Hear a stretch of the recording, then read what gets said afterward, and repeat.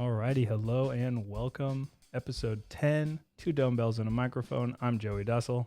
I'm DJ Moore. Today's topic, nutrition habits. Dun, dun, dun, dun. Pretty important, pretty intimidating for some people, and something that we've been wanting to cover for a while because we've already said this is a bedrock thing for people to make sure they do correctly. Your nutrition before your movement is a critical piece of any health and fitness endeavor, so we'll make sure to cover it today with some actionable advice and habits that people can put into practice right away. Yeah, this is our 10th episode. Yeah, a little bit of a milestone. Kind of a big deal. And again, I'll put this out there. These first 10 are the setup or foundation for how we're trying to help people to better their health.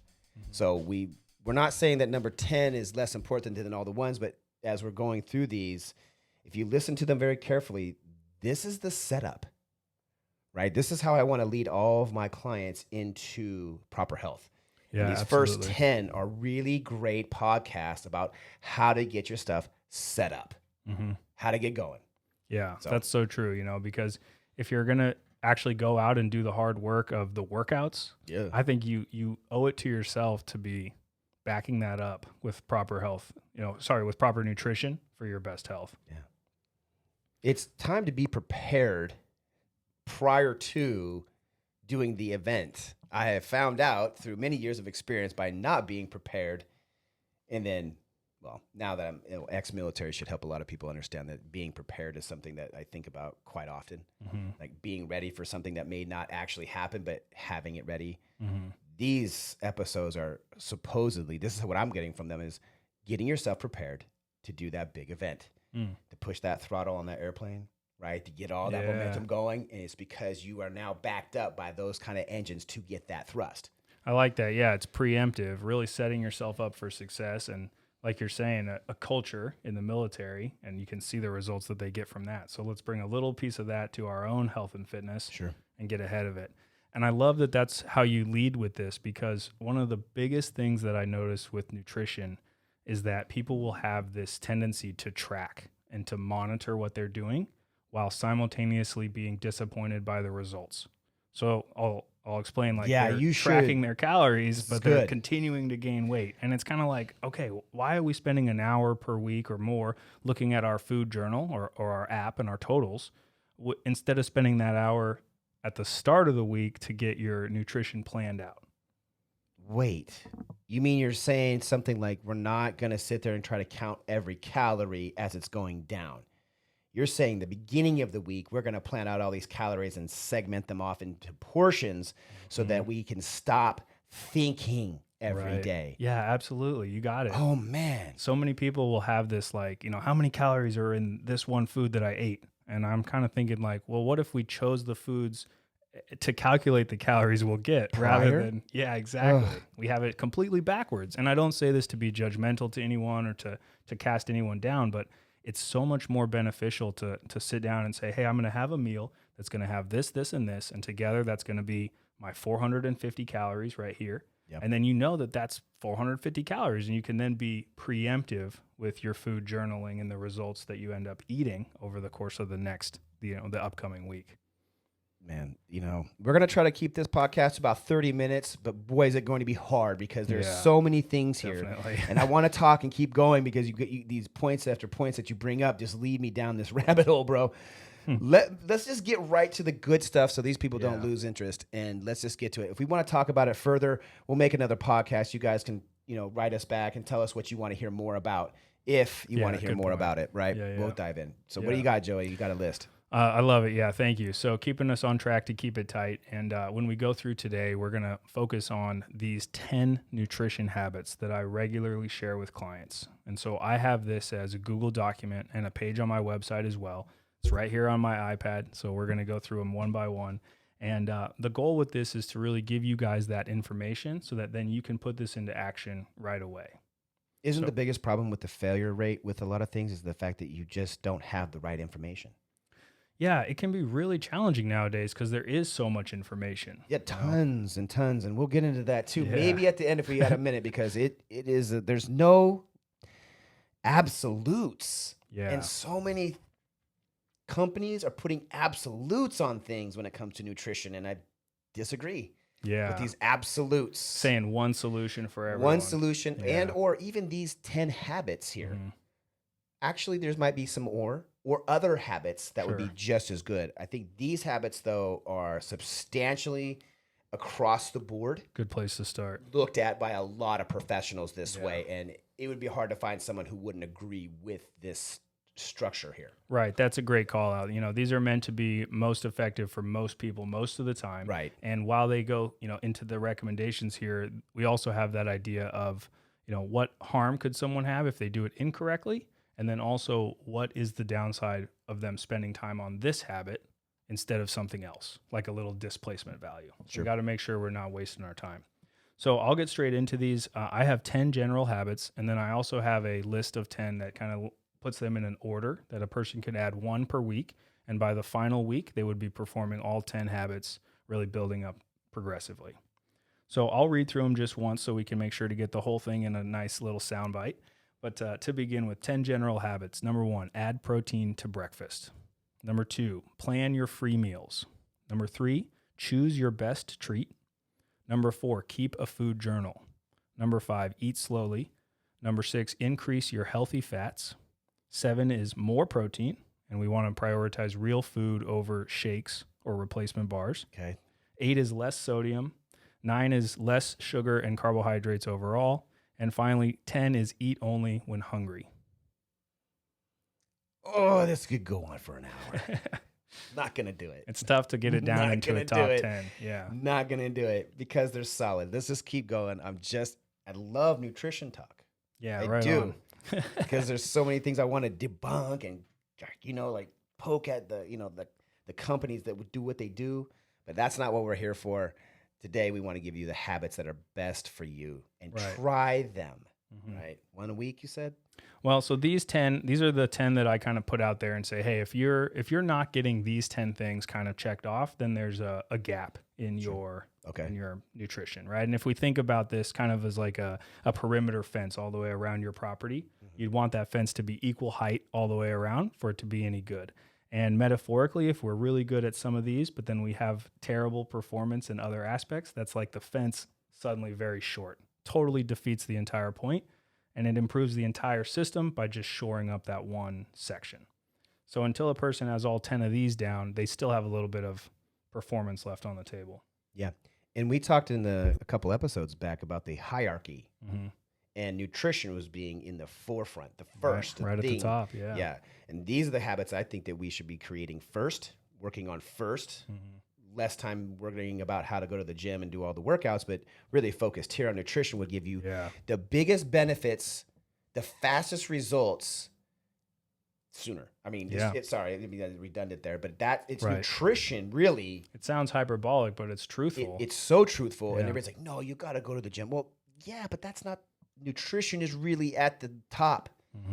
It causes so many problems down the way with improper nutrition that if we did do these building plans like this, you would get immediate results. We're talking within a week, gut health changes, skin color changes, thinking changes. Right. The frequency of our meals being 3 per day and the infrequency of our workouts maybe once per day, sometimes less, right? A couple times per week. And so you can end up with just an order of magnitude more importance on the nutrition. And that's really clearly identified by what you're laying out, where skin will improve, fingernail strength, the look of your hair, and it can come very quickly when you have that adequate fuel. Proper nutrition. Yeah, that's important. And I think that something you mentioned earlier about absolutes, you know, one of the most common absolutes that's thrown out there is that you can't outwork poor nutrition, right? You can't just simply do more physical activity than the calories that you're eating. But you can think back to military training and the way that you can work insanely hard, eat terribly, and still have decent body or good results and insane physical ability.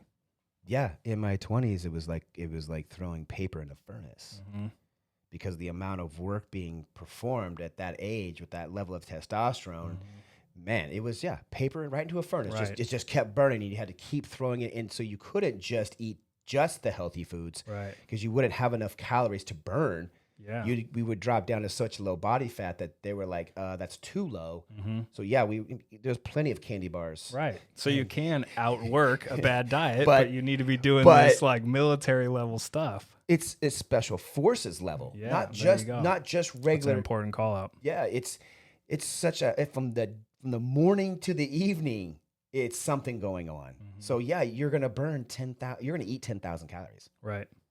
if not more. I don't know. I would have said it calculated one time probably about 8,000. Be interesting, yeah, to do the math on that. Oh, it'd be Yeah. astronomical. And it's actually pretty interesting because you have to calculate the caloric density per unit weight of the food that you're bringing with you. Yeah. And my younger brother had this too when he hiked the Pacific Crest Trail, right, from Mexico to Canada. He's calculating like, okay, these M&Ms have this many calories per gram, but these peanut butter M&Ms have more calories per gram that he's carrying all his food with him, right? And so it really gets you thinking about there's some intricacies to the way we fuel ourselves for some of those real extreme edge cases, right? The military guy, the long distance hiker, The athlete, right? Those are going to be a little different than, let's say, the desk warrior, someone who has a regular job. We have to factor that into what we decide to do in the kitchen. Michael Phelps in his prime, that's not your diet. Right. Yeah. Right? Yeah. If you sit behind a desk for more than 6 hours a day, you can't have that. You can't have that plan. Mm-hmm. But Yeah, and actually Michael Phelps brings up an interesting one because if you do the calculations on his work compared to caloric intake, there's a little bit missing. And they think that that's actually because of the thermic effect of the cold water in the pool. And so hypothetically an athlete could need even more calories if he's swimming than he or she would for the exact same duration intensity exercise not in the water. something else. Just because of the isn't that interesting? So something to think about. Yeah, we don't want to get too far off track, but this is a prime example of what the differences between the type of nutrition people will need. Yeah, it is And complex. It is highly complex, and when you're mapping out your own nutrition, these are things that you're going to have to really consider. Mm-hmm. How active really are you? Mm-hmm. And I've known in my past that people have come to me and sat down. We've talked about what they've been doing in their life as far as health concerned. And they think they're moderately active. Mm-hmm. So I say, hey, what do you do? Mm-hmm. Well, it usually turns out that their version of moderate is my version of sedentary. Oh, I see. Yeah. So Different levels. I think some people might be a little bit overzealous with thinking that their workouts or their time spent active is a lot more extreme or harder than it really is. And so Interesting. there's this misconception about, okay, well, That's a I good did point. so much work or I did this, but moving, and it's like, not really. Mm-hmm. And so I think that plays into how you factor in how many calories you really need. Yeah, You need that's to work definitely a through good this. point. And we don't normally prescribe exact diets for people. I'm not going to tell Correct, you yeah. X amount of protein, X amount of carbs. I will give you, a rational, understanding. Some explanation of how things Explanation, work, how it right? work, The yeah, mechanics of things in your body. Right. But then explain to you exactly how much effort's going to be needed in order to burn or consume the calories you will need to lose that kind of fat and weight. Yeah. And it's going to differ for every single person. The individuality is huge. And if I hear what you're saying correctly, there's a bit of a tendency to overestimate how much effort we're putting out, Yes. right? How many calories we're burning, Yes. and simultaneously underestimate what we're eating, eating. right? Portion size or frequency. Yeah. And it's really easy to sort of forget some of the meals you've had or some of the snacks even in a day because we eat so often. It's meant to be transitory, and we're not going to remember every single one. And so I think that for people to really factor that in and say, hey, I'm probably a little under on what I think I'm burning, and I'm probably a little over on what I think I'm intaking. Let's make sure to factor that in and not be wondering why we're not losing weight. Yeah, this is, man, I know how hard this is for people to get a hold of. Not just the actual of planning their food, but it's the actual true execution of consuming it properly while maintaining a family, a job, and other factors that come into play. And we're saying their best bet for success is having your meals properly planned out prior to consumption. There's a lot of P's in there, by the way. Yeah, definitely. Yeah, watch the pop shield. This is one of the key things I think on your list was to prepare beforehand. Right. extremely difficult for a lot of families to do. You and me, actually not hard at all. A lot more simpler with less Yeah, moving we parts. have less to deal with. Right. But we know for those out there that this is going to require something that most people don't do. It's put in the work to do it for long enough. Yeah. Preparing your meals, I don't know why we have to say this again, is probably the best way to get this done. Yeah. And I'm going to go hard. We're at 15 minutes in. No, go for it, dude. It should be the easiest right now. Right. We have so many food services Yeah. that plan the meals for you, deliver the meals for you, vegan, carnivore, Anything you need, any option you need, you can find one. you can find them already cooked. Refrigerated box of ingredients, all prepared, or already, not, or just already in the box ready for Yeah. you to prepare. Right. Cook There's it all yourself. tons of options. Yeah. So we live in a time where it's like man. food availability is better than ever. And even before the food delivery services, if just going down to your local grocery store and being able to pick all that stuff out is already like some royalty level food. Yeah. Right. If you were a king in the 1500s, that's how you'd be able to pick beef or pork or chicken. Everything's hot and ready. And there's a whole garden all available for a salad. I mean, that's like we're all kings and queens. But for some reason, we still struggle to get to the proper nutrition. I know. Yeah, This is kind of mind blowing. That pillar that I had talked about in episode 5A. Yeah, 5A. Yep. That will. Yeah. The will to do is actually an action. Yeah. It's a will, and you have to work at this in order to consume these foods when you need them, or have them prepared, or have them delivered. And it's like, I get frustrated. I get frustrated with telling people that there is a way. It's really not that they don't have a way. They're just not willing to do it. Right. They make up a lot of excuses in their own head of why that can't be done. That's where I think our systemic problem comes from. It's not that the food is not available or the portions are not available. Accessibility is higher than ever. It's the lack of really going for it. Yeah. Do you really want it? Yeah. Yeah, that's a really interesting thing to point out, because like it should be almost easier than ever for someone to achieve a good level of health, maybe even a higher level of health than most humans who have ever been on the planet have not been able to live as healthily as we have. Right? Access to clean water, food, antibiotics, and vitamins, everything. Yeah, we should all be at our peak as a society, and unfortunately we have this kind of paradox of choice and some of these marketing things that are getting in the way that are making it harder, or seemingly harder, for people to really be effective. And so I think the take-home message is that any action that you do will always beat you taking time to decide. And so if you're feeling like there's a lot of overwhelming choice and you can't decide which meal service to choose to have delivered to your house, skip that choice, focus on this list that we share right now and say, hey, just get some more protein in the mornings. Just have that be the first thing you focus on. And from there, if you follow my list, you can go to habit number 2 in week 2, and you can build up till 10 weeks later. Yeah. And I know a lot of people are going to probably comment. I would love to get comments on this episode, man. Like, oh, what about this intermittent fasting? Yeah. These styles of eating, right? I call them the lifestyle of eating. Like, I prescribe to this, and I put my fingers up as quotes. So anybody who's not... Air quotes. Yeah, it's like this idea of intermittent fasting. It's like, I love that it's the buzzword. It just means I eat a little bit later, and I eat a window of time. Right, you have your feeding window and then a prolonged not eating. Yeah. It's just I set up a time to eat at this time and I finish at this time. And we give it the buzzword intermittent. So this fancy little term or something, this catch little thing, and it's like, no, man, I just pick a time to eat. It works for my schedule. And I feel great. I'm not using it as a fat loss or a change in my body type. This eating time works really well for my life. So that's why I integrated it. And so some people, like, what you're saying, could say, well, I wake up in the morning and do I have protein right in the morning? Yeah, sure. Go ahead.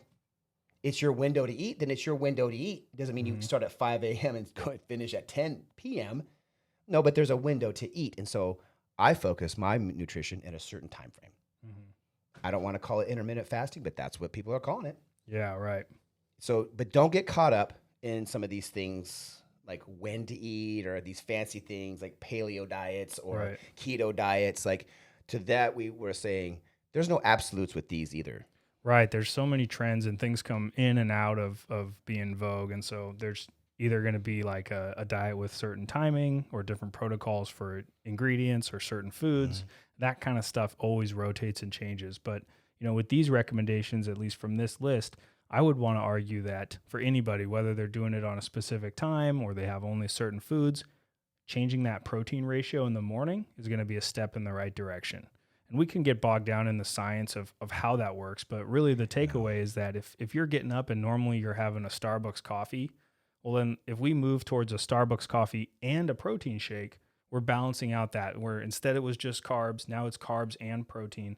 That's a step in the right direction. True. Now, do eventually we want to leave that Starbucks coffee off the table completely and have just the protein shake? Yeah, right. That's the next step. Let's clarify this coffee. Well, let me give you one more step. Go ahead. Okay? Just clarify last the step coffee here, for these poor people. Hang on. Last step is that when we go from that morning without protein to the morning with a protein shake, eventually we want to get to a morning with a protein source that's not a shake. Whole food. Right? Get into some healthy eggs, right? And then let's even explore that and say, are these eggs from the farm, the factory farm, or are these eggs that you can buy from down your street? You know, and here we have even a better quality of that food object that you've chosen as your breakfast. So there's always this kind of sliding hierarchy of nutrition. We want you to try to trend towards the top, but start with those small steps. And if it's beginning by just adding a macronutrient like a protein, well, then eventually let's start to improve the quality of that macronutrient.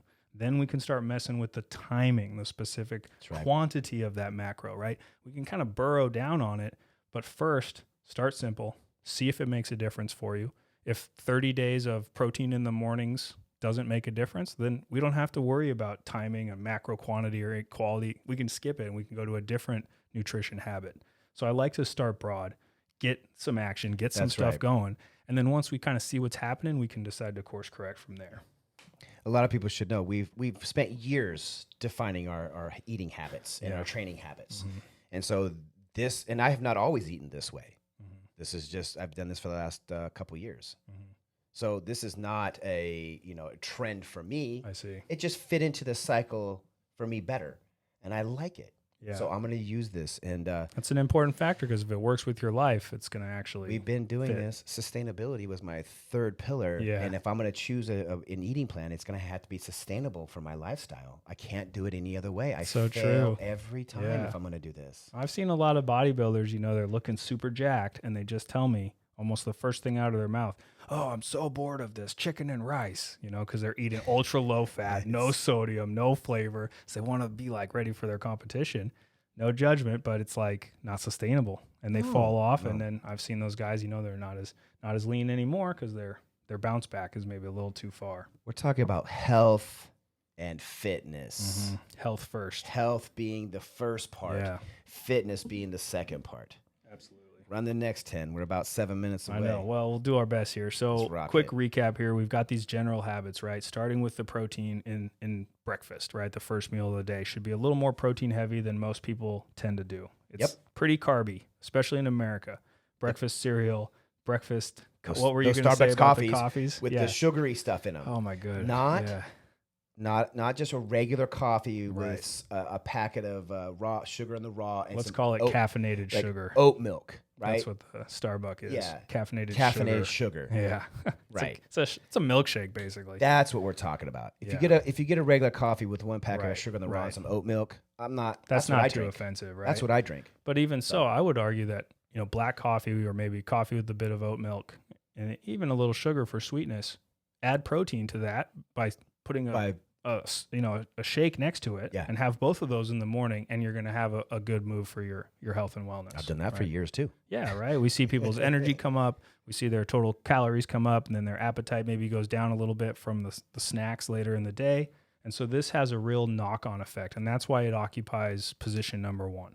It's relatively simple to add a protein shake in the morning, get that morning protein, and then when you really like the results of having that morning protein, when you like the way it makes you feel, I want to encourage you to transition to real food sources instead of a shake, right? But if we ask for real food protein every morning it's impossible for a person to make that like start happening very easily in their daily life. In the beginning, yes. And so it's too hard to harness the results. And we can never quite get that traction where we say, oh, I get why Joey says to get protein. I see how it makes me feel. Now I'm going to make sure to take the time and energy to get those real foods.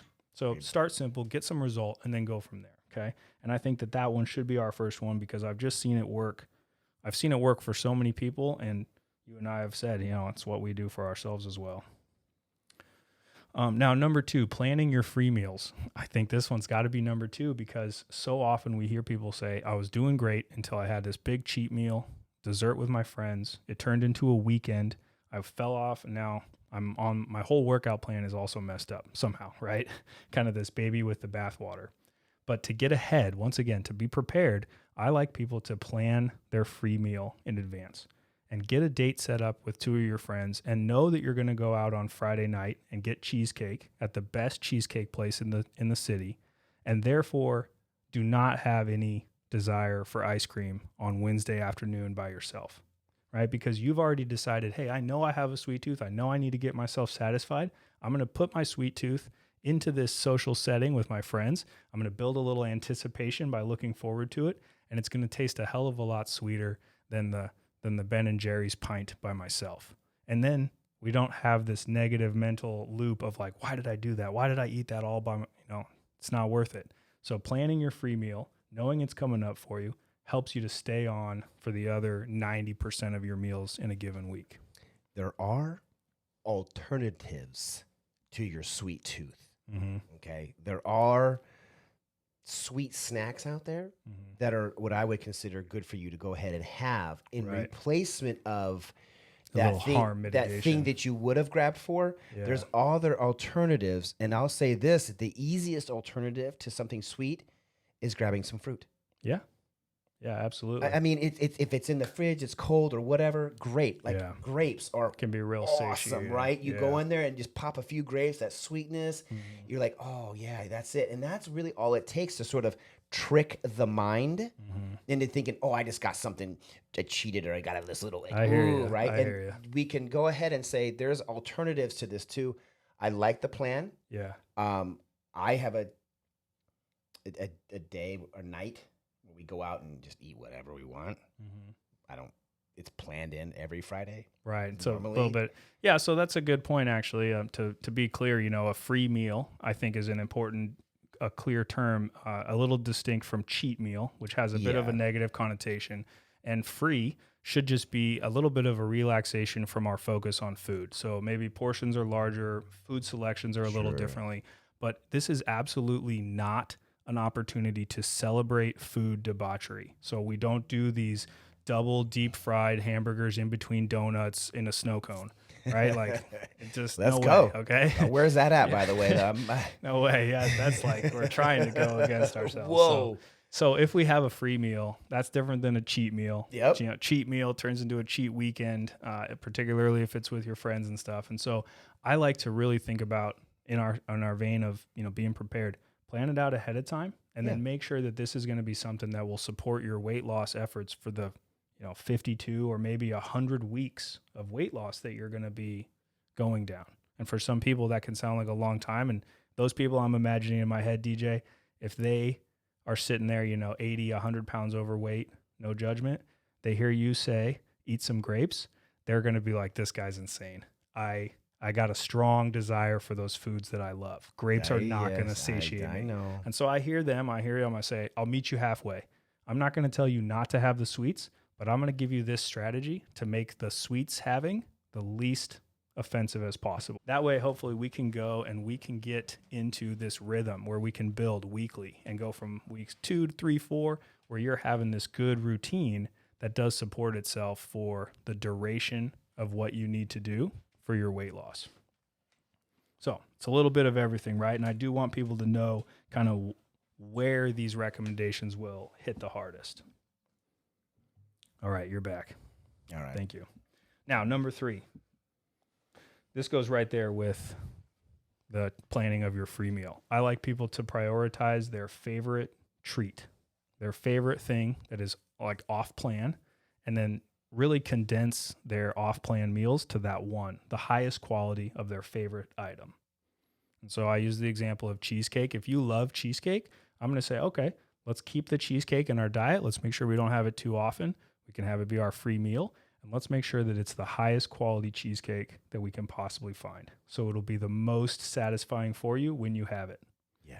And this is kind of like, if you had your music library on your phone and you took out all the 1-star songs and all the 2-star songs and maybe all the 3-star songs, and you're left with a library of just 4 and 5-star songs. Every time you put that thing on shuffle, you're going to be hearing jams that you just love. And I hope to get that same feeling with the treat meals that we have, right? Don't have like a marginal Subway chocolate chip cookie when you're there for your healthy sandwich, right? Skip that and instead have the cheesecake that you love on Thursday with your friends. So we're kind of wrapping these habits together. And then that way we're supporting ourselves for the duration of this weight loss. Yeah, we use words like reward. Mm-hmm. And it can truly feel like that. Yeah. If you go ahead and buy that quality item just infrequently. Yeah. And skip that cheap crap in between. Yeah. You know? Yep. Then you can have that one super decadent piece of cheesecake. And a great example is chocolate, right? Dark chocolate. If you get like some amazing stuff, super expensive, you're going to be having a tiny little sliver. You're going to eat it slowly, savor the taste. It's a completely different experience than something that we're kind of eating mechanically, right? And that can be what we do with a lot of foods. We sort of move the popcorn to our mouth as long as the movie goes on and as big as the popcorn bucket is. Even get a refill. They've done studies that give, here's a large popcorn, here's a medium, and then they give them to the people as they go into the movie. The next movie showing, they say, here's the medium. It was originally called the large. Here's the new medium. It's a smaller one. And they give that popcorn to the people. And when everyone's leaving the theater, they say, hey, how do you rate the popcorn? Were you satisfied with how much you had? How was the taste? The exact same results. So when the movie theater gives you an extra large or gives you a large or gives you a medium, you're going to eat whatever they've given you and you're going to feel equally satiated by it. And that's that kind of trick of the mechanical nature of eating where, they've kind of tricked us into that upsell and we've kind of fallen for it and it's become the expectation. But I want to try to get in front of that and say, hey, I know I have a goal for weight loss. I'm going to tell myself that I'm going to order a medium popcorn. And then when that's gone, I understand I'm going to be just as satiated as if it was a large, but it's going to be less calories. And that's the kind of thing that we can really make it work with our life. This is clearly another maybe a way of thinking for people. Like to think like that, like how much will it take me to actually be satiated? Mm-hmm. Would one spoonful of ice cream actually do it for someone? Probably not. Maybe but not. Maybe it probably would. not. Yeah. So, like you said, you can be satiated with a much smaller portion of something, but it's going to take work on your part to figure that out, like to know when to put it in there. And we're going back to this whole planning. Yeah. Getting ahead is the thing. Plan. Yeah. Plan. Yep. You can say to yourself, hey, I know what I'm going to be doing on Thursday when I get that cheesecake. It's going to be 1,000 calories, just a made up number. But then you're not saying, oh man, how many calories was in the ice cream that I just ate? Or how many calories in that donut that so-and-so brought to the office today? Well, I don't care. I didn't have a donut because donut's not my number one treat. And it's not my plan. It's a easy one to go star. out. Yeah, exactly. 1 star, easy to skip. And I always tell people that if it's easy to come into your mind, like if donuts were not on your mind before you walked into the break room, then they will as quickly leave your mind once they leave your exactly. So if it wasn't already a craving, then you're gonna not be thinking of it anymore. And if you had a craving for donuts and then Susie brings them in, maybe that's the universe saying like, go for it, satiate it, and now you can adjust for the next time. Yeah, now you only get half a piece of that cheesecake. Yeah, don't be battling yourself. Yeah. All right, habit 4, keeping a food journal.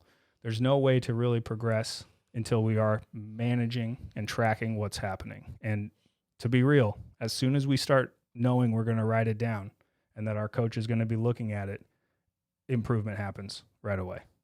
Yeah, because they know we're going to ding them. Yeah, exactly. And I give people this disclaimer. I say, hey, even if your food log is filled with Doritos and Cheetos and brownies, I'm happy that you are logging that, right? Because it shows that you're saying, hey, this is worth paying attention to, and I know that I need to start making a change. So There is no such thing as a bad food journal. There's no such thing as bad foods. We just have to recognize, are we eating what we claim to be eating? And then are we actually accurate about our portions? Because that's the big thing with food journal. A lot of people write down 4 ounces of whatever, and it's actually 6 ounces. Yeah. A 50% margin of error on their calories. There goes another 200 calories you missed. So we have to take a food journal. And I recommend this for, beginners, even for, elite athletes and upper level performers. Eventually we're going to want to do this at least for 1 week, preferably a week and a weekend. So we have those kind of 2 different ways that we eat. And then we have to be accurate with it. So don't judge yourself on the recording. Take picture or write down the weights of your food and just get it all onto that food journal so you can then take action and make adjustment. Good advice, man. I'm Cool. gonna just keep it going because we can keep going all day with this. I know, yeah. We don't want to keep them too long, but we'll make sure we're complete here. So number 5, eating slowly. This one is kind of self-explanatory. We do so much fast food, right? Not just the fast food drive-through, but when we're actually engaging with our food, it tends to be pretty quick, fast, right? Yeah, just quick in the mouth and quickly chewed and quickly down into your stomach. And usually it's while we're doing something else, right? You're watching a video or you're talking to somebody or you're in a meal with family. And so there can always be a little bit of a splintering of your senses, right? You're not paying attention to just the food. And so I recommend for people, if you have a weight loss goal, at some point you need to have this addressed. Eating a little more slowly, maybe with smaller utensils, so you have to take smaller bites, and giving yourself, really this is just biology. You have to give some time for that food to hit your stomach, for the sensory cells in your stomach to sense that they've expanded and that there's volume in there now, and to then send that signal to your brain and say, hey, we've gotten what we need, satisfy that appetite signal. Go. Yeah. And if you're having liquid calories, if you're having high density foods, that is going to happen more slowly. It's going to be a lagging indicator. And so you have to make sure that you know that and say, hey, I'm going to eat slowly. Now we're looking at this best dessert with our friends, small spoonfuls, highly savored, and drawn out for a longer duration so that you're letting that appetite signaling catch up. These are really tough ones. Okay, good. Well, these things are going to be worked on. These are like doing reps in the gym. These are going to be things you can work on. But again, I think this really I'm going to point it home again that by getting your nutrition in line first, you're going to see the most reward for it. Crucial. It is some of the hardest stuff to get a hold of, but when it's done, it gives you that immediate advantage to go right into the workout. Right. The physical nature. It gives your workouts more results because you can put more in, you get better more from energy, it. better weight loss, better sleep, better everything. Big time domino all the time. effect. Yeah. If you don't believe this stuff, there's other people who talk about this kind of stuff too. Yeah. That will back us up. Yeah, right. I mean, don't take our word for it. If you don't believe us, find somebody else. They'll tell you the same thing. Yeah. We get 6, 5. I'll hit you with the next one here. 6. Yeah, number 6 is increasing your healthy fats. So for everybody that I've ever coached, we've worked up to the point where we need to increase the intake of healthy fat. And the healthy is an important distinction because we don't want to get into saturated fats. We definitely don't want trans fats. But if we can increase our healthy fats, we automatically see that people are having calories from that source and therefore a little displacement value away from the calories that are in other foods. Like, okay, I've had a little more avocado. I feel full. I'm not going to have as many of these carbohydrate-laden foods. And this can help to continue that weight loss. Now, on top of that, fat is a crucial ingredient in your body. Every single cell made up of healthy fats, right? Those molecules. And so we need to have those available, right? If you're not eating those, your body is going to be using them from the available stores in your body. And eventually that can become basically like a limited resource. It becomes something that your body needs more of. And so by increasing healthy fats, which is something that people have heard a lot about, the horrors of fat. And it's kind of an unfortunate word, right? Dietary fat on your plate is not the same as adipose tissue body fat on your frame. Not all fats are created equal. Yeah. And so if we're increasing our healthy fats, if we have olive oil and avocados, that's not going to make you fat.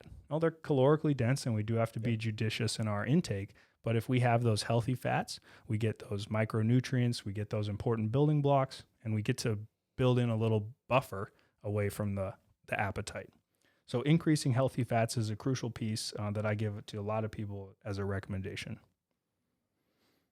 All right, number 7, more protein. More protein. Yeah, and so we've talked about it a lot, and one thing we haven't touched on exactly is the source. So we said, hey, shakes first because it's accessible and it gets us the results a little more quickly. But then we want to go on that nutrition continuum and go towards real foods, and then ultimately the most healthy version of those real foods, right? We can all identify that the hamburger patty you get at McDonald's is not the same kind of cow as a cow that is living right down the street from you and has a first name, right? And that can be maybe a little bit hard for some people to understand, but the quality of the life of that animal and the way that it lives directly influences the quality of the food that you're eating. And how it's prepared too. Right. Yeah. Even the way it's butchered, those last few minutes of its life can have an effect. Yeah. So we have to understand that. And I say it here for the protein, but it is a lesson for all of your foods that you eat, right? So even for your vegetables, if we can get into higher quality versions of those,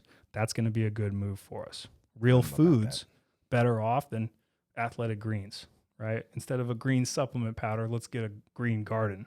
But you can do both here, but we're not saying that because that's extra work for people, but we're saying right now, hey, extra greens, if you can get them. Get started with a greens powder, then move to salads, right? And you know what? A lot of people keep these kind of things on the side for those in-the-moment pinches. They're like, oh, I need this. And so keeping those around can be okay too. Stopgap. Yeah, it's that little like, oh, I'm not going to be able to get to this today. Again, there's that planning. I'm going to have these in my bag and ready for me to go. Yeah. If at this circumstance. Right. Yeah. And that's kind of like what we do. You got to have that as like the trapeze artist has a net underneath. So if he misses his original plan, he's not going to hit the ground. Yeah. He's still going to have that second chance. And so those foods can be there. And just as one final note on the protein, remember that when we say protein, it's not just meat. You can get your protein from a variety of sources. You just have to be a little bit more thorough if you're going to be getting those various proteins from different foods. Okay, so keep that in mind. It's not just for the carnivores, but we want it for everybody. Now, number 8 and 9 kind of go together because they're all about less. So less sodium for number 8, and then less sugar and carbohydrates for number 9. Sodium is an easy win. It's in a lot of processed foods. So for most people, when we move towards kind of these more complete and garden foods, we see a natural decrease in sodium.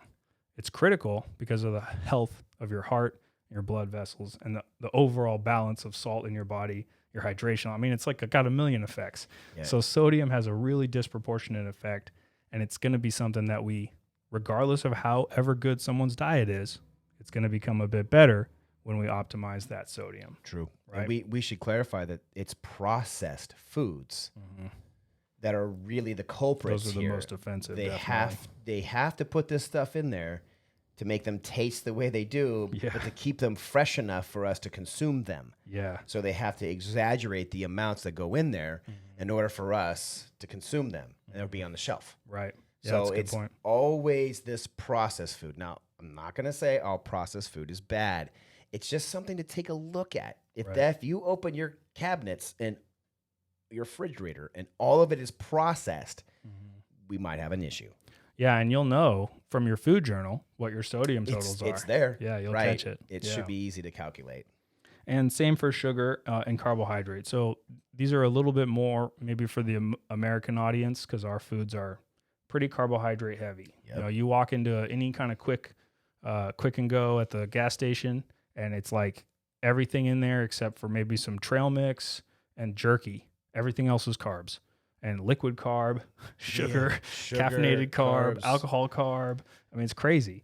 But if we can balance that out a little bit by going lower carb overall, and then really ideally restricting your carbohydrates to those fruits and vegetables. Yeah. That's where the majority of our carbs should come from because those carbs carry vitamins and minerals as well.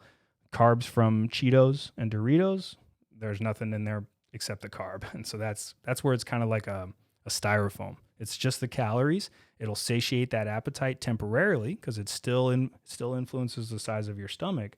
But then your brain and your body does this calculation of still needing those micronutrients. It says, hey, I know you put some stuff into your mouth, but it didn't have the vitamin A or Didn't have K anything. or whatever we needed. So let's re-up that appetite so that you'll go search out some foods that will then have those things. Yeah. And we kind of get trapped in this loop of like, I feel hungry, I eat something, but I'm not satisfied. It's because your body is still wanting. It needs those minerals. It needs something those healthy else. fats. It And the did. way it communicates need to you, it's kind of like a baby crying, right? All it can say is wah, wah, wah. It doesn't use any words. Your appetite just says, hey, I need something. Don't know if it's a diaper change or if it's, that it's hungry, but we want to make sure that we pay attention to that and say, hey, why is this coming up so much in the first place? And then maybe we get ahead of it and we no longer have to battle that appetite because we've brought our snacks, we've timed our meals, we've done these things that kind of get ahead of the problem and sidestep it. It's true. Cool. You can fact check us anytime you want. Yeah, I'd love to hear it. If you want. I think anything that someone can say is just going to add to this overall topic, and nothing to go against. And the last one here is number 10, eating only when hungry. This is kind of maybe the toughest one because it's going to require you to pay the most internal attention to yourself. And I'll be the first to admit, 21st century society, we have a very nuanced relationship with food. And most of the time, it's a holiday or a special event. And there is this kind of expectation that you're going to have a slice of cake. If you are on a weight loss journey and you show up to that birthday party and you are not hungry, then just don't have a slice of cake. And Don't eat it. yeah, it can be maybe worrisome that so-and-so is going to be offended or whatever, but those can all be, personal situations that maybe you can communicate with those people. The bottom line is understand that the thing that we need to pay attention to is whether we need that fuel or not. If you're not hungry, don't eat. And this goes all the way to the point where you have a bulletproof, perfect diet, timing, everything's regimented. Well, even if you have a plan for exactly how many calories you needed that day, if you come up to that dinner and you're not hungry, I'm going to advise you to reduce your intake. Even if I gave you that advice for how many calories or the calculations show that that's what you need, if your appetite's not there, then we're going to pay most attention to that. So habit number 10, right? We're going to say, hey, eat only when you're hungry. There's no absolute recommendation for timing, portion, combination, whatever, because most important is paying attention to ourselves. Yeah. And paying attention is a really key thing here. Mm-hmm. Pay closer attention to this. The Yeah. closer attention that you pay to an issue, the sooner that issue can be resolved. Mm-hmm. But the moment you don't pay attention to it, it still can either stay the same and or grow. Right. This is why we have this sort of problem.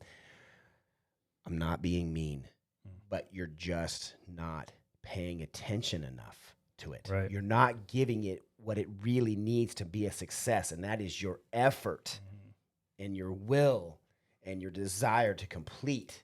These are hard things for people to add into this idea of the top 10. Yeah. Right? I need to do these top 10, but you still must possess the willingness to do all of these things because these are tough. We say, cut this out, put this in, do this. We all know it is much harder than that. And Yeah, it's easy to talk about. We don't That's want you to the assume that we're start. just Yeah. throwing it out here and saying it's Yeah. easy. It's not easy. Yeah. We know it's not because we see it around us every single day. The shape of people, literally the shape of people, Right. their skin tone, the look in their eyes, the slump of their shoulder. The challenge they have putting their suitcase on the top shelf of the plane. It's all indicative of what they're not paying attention to. And their body is screaming like a baby. Please stop feeding me For this. help. Like, Yeah. please stop doing this. It's Yeah. telling them. And we're just not paying attention to it enough to get that change. Now, I will say, though, one caveat on that, because I bet there's people that are listening, they're going to say, hey, screw you, DJ. Yeah. I am paying attention. I probably spend... Still not working. Exactly. And Yeah. so I would say, I hear you. And the problem at that point is paying attention to the wrong thing. And we led with this at the start of the podcast. We said preemptive work is more important than reactive. So if you find yourself sitting down on Sunday and looking over your food journal and feeling bad about what you ate for the last week, if you spend 3 hours going over that, I want you to spend 1 hour looking at it and then 2 hours at the grocery store, getting next week's meals to be preloaded towards a better looking food journal towards the end, right? And that's what I'm saying. We spend hours looking at what our device said about our sleep overnight, but we don't spend any time changing what we do in those minutes before bed so that the sleep results will show better data.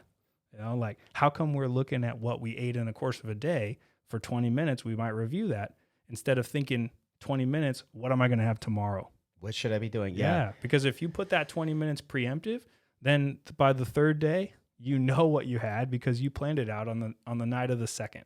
And so you still end up in the same managed, attentive state, but it's the preemptive attention rather than the reactive attention. And I think that reactive trap is what gets people burnt out because they end up saying, look, I did all this planning. I looked at this. I did this. I logged. It didn't work. I'm out of here. And I would say, hey, I totally get that. I would probably want to drop out as well. So let's use that energy that they're putting in and that attention that they're paying. Let's put it at the start and make sure we're putting ourselves into a good situation. Let's do it. Yeah. I thought we weren't going to go for an hour. I know it's a long one. We'll hit this. Let's do this and we'll close it out at the end. Sorry, everybody, but I don't. We discussed this stuff to be sooner, and it just goes. You know what? Yeah, I was thinking about it too, man. Like we said in episode 0, we thought about doing a podcast for like 2.5 or 3 years. I think that's kind of catching up as to why the episode length has grown. So we're coming in at 51 minutes right now.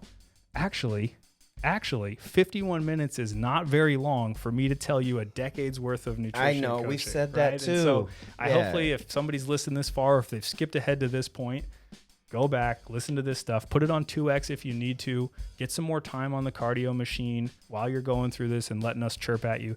Because this kind of advice, while maybe it's stuff you've heard before, I hope that hearing it again helps you to really drive home the point of its importance and helps you to take action and make it happen.